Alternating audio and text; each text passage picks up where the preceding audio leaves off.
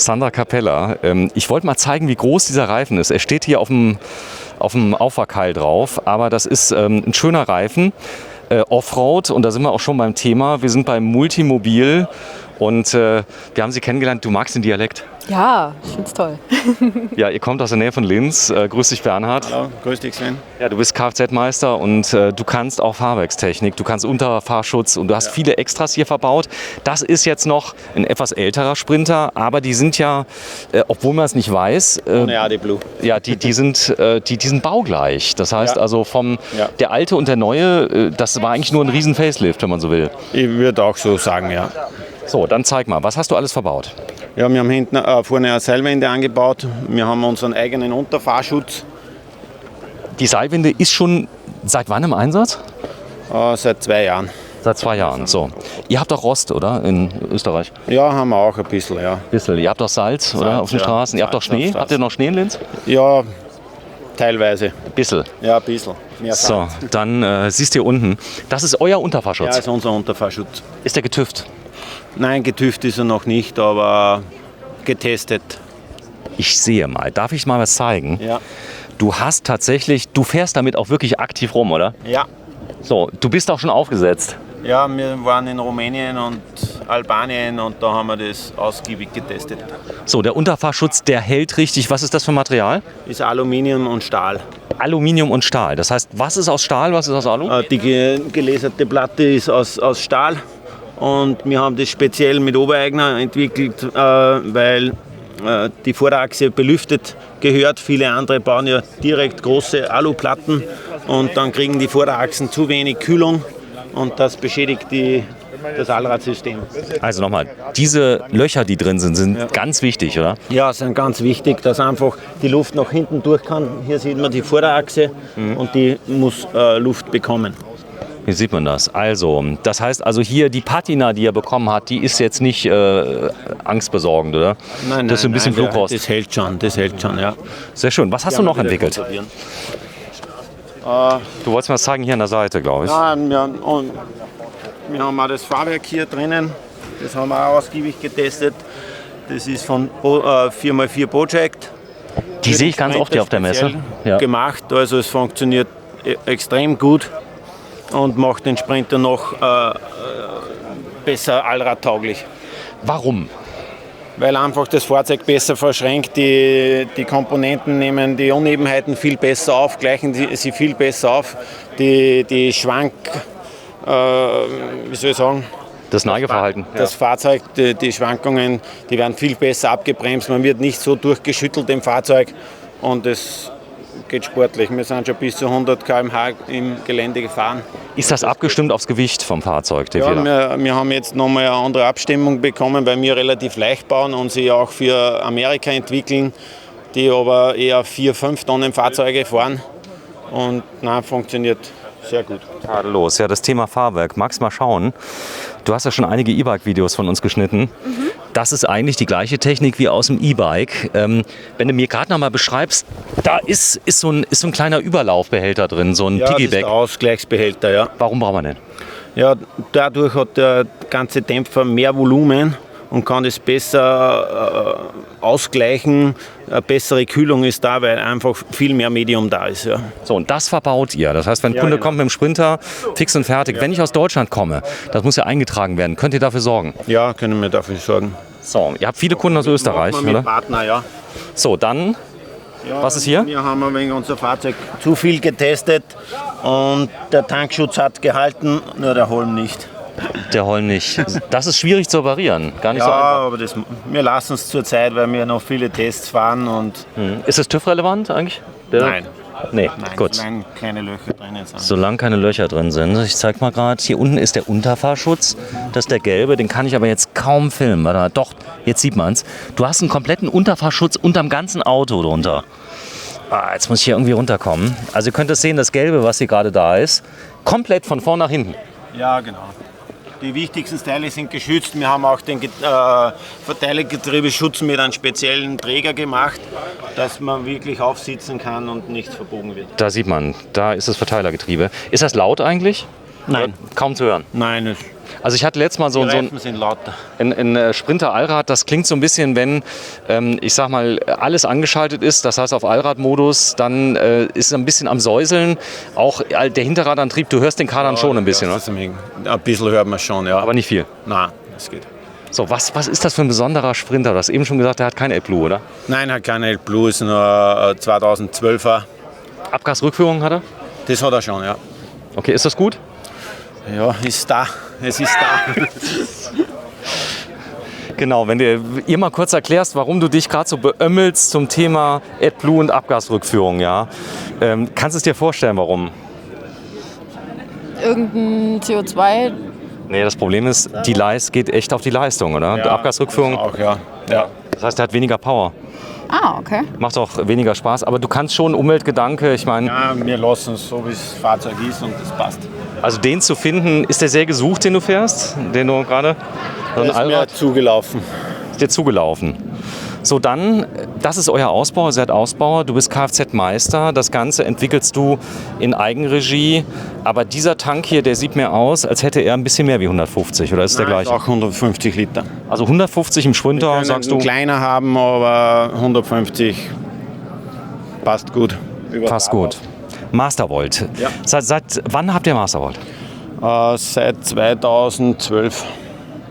So lange schon? Ja, Okay. Habt ihr die ersten Anlagen laufen immer noch? alles läuft. Keine Probleme. Wirklich nicht? Nein. Irgendwas abgeraucht jemals? Nein. Gut, kommt aus dem Schiffsbau und macht 230 Volt an Bord. Und Ja, genau. ist jetzt hier, ich sag mal, der Solarregler ist hier nicht integriert, oder? In dem Kombi Master? Nein, sind nicht integriert. Das sind zwei eigene hier. SMC 25. Wir haben da auch um die 500 Watt am Tag. Nein, 440 glaube ich. Krass. So, Kühlbox ist mit drin. Komm, wir gehen mal auf die andere Seite rein.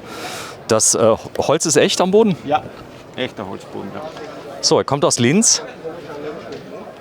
In Oberösterreich, habe ich mir doch richtig gemerkt. Und Sandra, guck mal, das sieht aus wie Eiche. Schön. Hast du das irgendwie behandelt hier mit dem Nein, Schwarz? gar nicht. Das ist ein normaler Fußboden. Das ist normale In Fußboden. Holz, ja. In Massiveiche. Ja, genau. Hat dir gut gefallen. Ja. Deckschicht, was hat die? 2,5 oder was? 2,5 Millimeter. So, dann hast du hier vorne Alpine eingebaut. Was fällt dir auf? Unglaublich luftig, oder? Sehr schön. Und wie kann man oben schlafen? Muss man dann die Platten auslegen? Auslegen, ja, mit einem Luftbett. Okay. Kommt ein Luftbett drauf und das hier ist Das praktisch. ist ein H1 und wegen der Höhe, dass man stehen kann. Dafür kommst du überall durch, ja? Ja, genau. Boah, hast du eine Stehhöhe? Geh mal rein, bitte, Sandra. Das wir mal sehen. Also, und dann mal bitte die Arme hoch. Du bist 1,74, glaube ich. 75, keine Chance. Also Stehhöhe hier 3 Meter, oder? An der Stelle. Ja, so circa. Ja. Das war einer der ersten, die du gebaut hast? Nein, das ist ein Nebenprodukt. Das ist unser Werkstattwagen. Da probiert ihr Sachen aus. Ja, ne? genau. Testen wir die Unterfahrschutz und so. Und wir können die Sitzbank alles rausnehmen und Teile transportieren. Fällt der auf eigentlich auf der Autobahn? Ja, das Grün fällt schon ein bisschen auf. Da habe ich gesagt, weißt du, ich habe euch nicht direkt gefunden, habe ich gefragt, da müssen irgendwelche Österreicher stimmen im grünen Auto. Wusste jeder. Ja. Steht ihr eigentlich zusammen mit diversen anderen Österreichern hier? Ja, gegenüber ist gleich der Schatzmeister mit der Zirbenbox. Auch ein cooles Mir Konzept, so, ja. oder? Ja, ist ein cooles Konzept, ja. Der hat es auch Bisschen drauf. größer. Ja, ein bisschen größer. So, du bist eher ein bisschen kleiner, 3 Leute, keine 100, wie es da Ja. ist. Hast du das Lenkrad selber geledert? Individuell. Nein, ist ein Hümerableger. Hümerableger. So, dann Knöpfe am Sitz. die Knöpfe am Sitz, fragt Sandra. Ja, das ist wieder ein Recaro-Orthopäd, der die Sitzverstellung, Sitzlüftung, Sitzheizung und Lordosenstützen. Der saugt ab, glaube ich, von hinten, Ja, genau. oder? Nein, kein Scherz. Der hat Luftabsaugung. Wenn er blasen würde, dann hättest du das Problem, dass du immer einen kalten Rücken hättest. Und so wird die Luft abgeblasen. Den Sinn kennst du ja, oder? Du kennst das doch. Du fährst nach Südfrankreich. Was wird nass? Der Rücken. Der Rücken. Das passiert hier nicht, oder? Nein. Nein. Nein. Nein.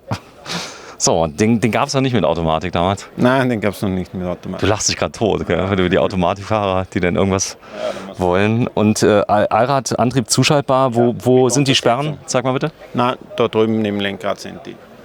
So, das heißt, du kannst ein Mittendifferential setzen, dann das war's. Mitteldifferential und die Untersetzung, dass er langsamer fährt, kürzer. Das heißt, der hat nur ein Mittendifferential, vorne und hinten keine Sperre.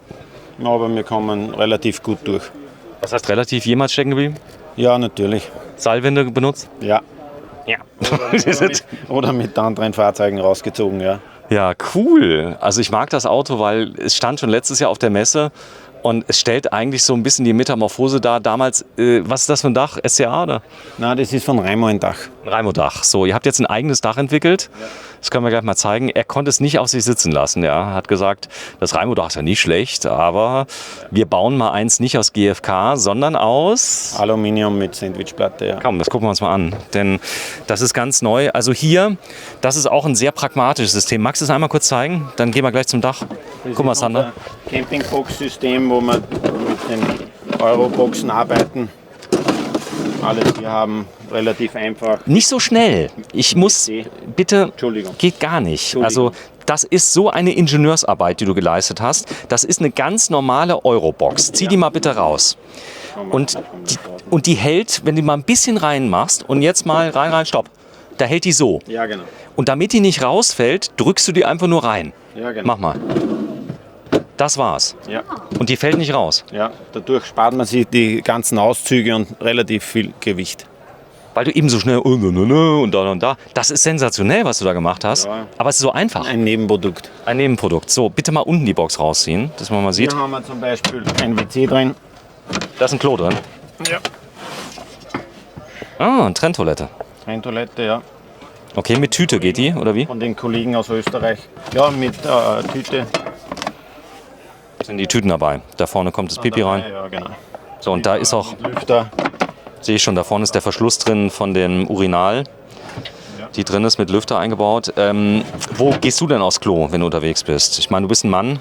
Gehst du schon mal in den Wald? Natürlich, aber nicht gerade in Sizilien, wo alle sind.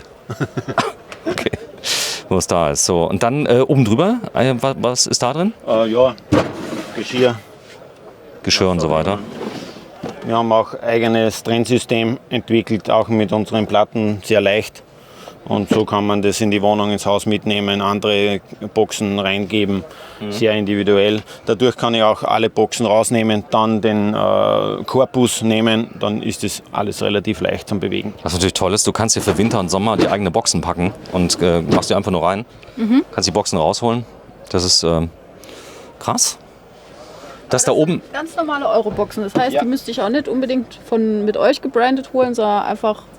Ja, die Euroboxen sind genormt, aber sie haben alle verschiedene Abmessungen. Grundsätzlich passt es, aber ja, wir haben sie extra die Farbe, dass nicht alles so hellgrau ist, haben wir das machen lassen, ein paar verschiedene Größen. Habt ihr das reingelasert, den Schriftzug? Ja, das Branding ist gleich gemacht worden von der Firma. Ach Sandra, die 5 € hast du da auch noch, da holst du die Original. Nee, die Sandra will unbedingt mal sehen, wie das Bett hier oben. Die guckt nämlich schon die ganze Zeit auf das Bett, wie das geht. Und so, Platte 1, Platte 2. Das sind Siebdruckplatten, oder? Ja, Wie so ein ausziehbarer Tisch, ne? Ja. man könnte jetzt dann vorne raufsteigen oder hinten übers Bett, also es ist dann verschieden. Das ist praxiserprobt oben, oder? Ja, ist alles erprobt, funktioniert. Kroatien. Aber ja, Sag mal, Kroatien, da fahren schon die Österreicher nicht mehr hin, die Italiener auch nicht mehr, weil es so teuer ist. wir fahren weiter, ja, wir fahren schon Richtung eher Albanien und Albanien. Und Es ist so teuer geworden, Kroatien. Also auch die Plätze, gut, du stehst ja eh frei. wir wollen nicht so direkt auf Campingplätze, also das ist schon freier in Griechenland und so.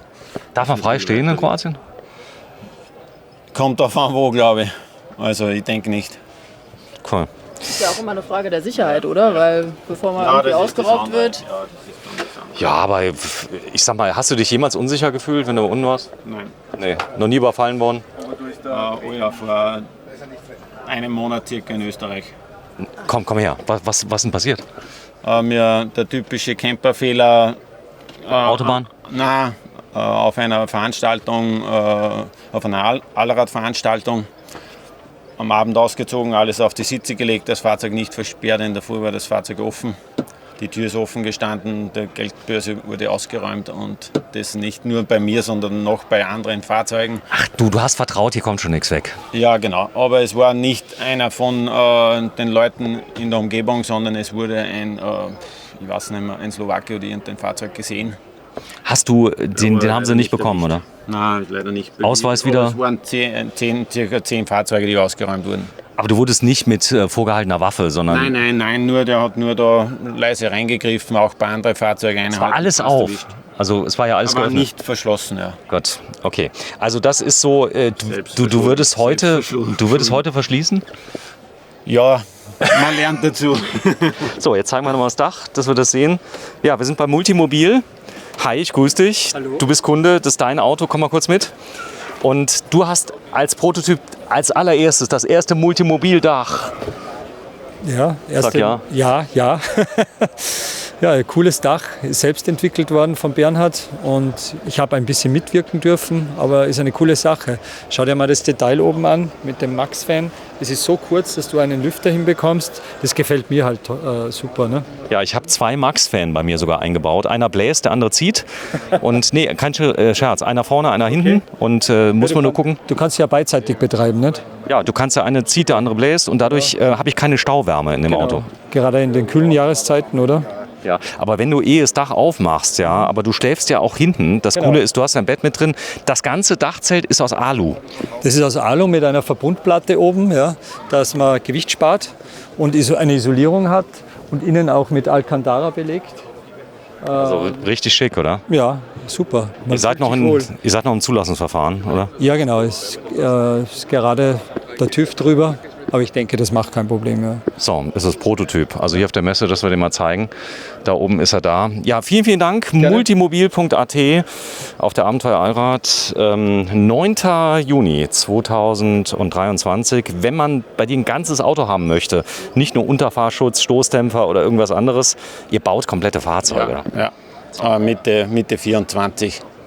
Mitte 24, aber jetzt bitte bestellen, also nicht Mitte 24 kommen. Ja, genau. Ihr seid nur 3 Leute, ihr seid aber mit die Stars hier auf der Messe, weil ihr Sachen entwickelt, komplett selbst entwickelt, nicht irgendwelche Anbauteile. Wenn du merkst, es geht besser, dann machst du das auch, oder? Ja, genau. Wir überarbeiten auch unsere eigenen Sachen. So, und du hast dein eigenes Auto gekauft und mitgebracht. Genau. Das geht auch. Da war er sogar ganz froh, weil Sprinter im Moment nicht zu kriegen, oder? Ja, das war ein Auto November 21, der letzte 6-Zylinder. Und ich war froh, dass ich noch einen bekommen habe und den habe ich beigestellt und hat bis jetzt super geklappt.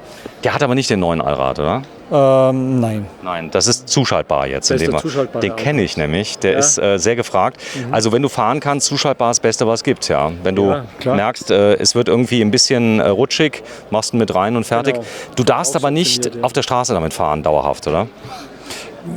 Ich glaube schon, oder Bernhard? Ja, grundsätzlich bringt es nichts. Du kannst schon fahren, er hat ja einen Längsausgleich. Das geht schon, aber ist dann eher unbefestigtes Gelände. Also nicht so wie bei den... Höher. Also der hat ein Mittendifferential drin hier. Ja, in dem genau. Fall. Weil die meisten Offroad-Fahrzeuge haben kein Mittendifferential, dann darfst du nur auf losem Untergrund fahren.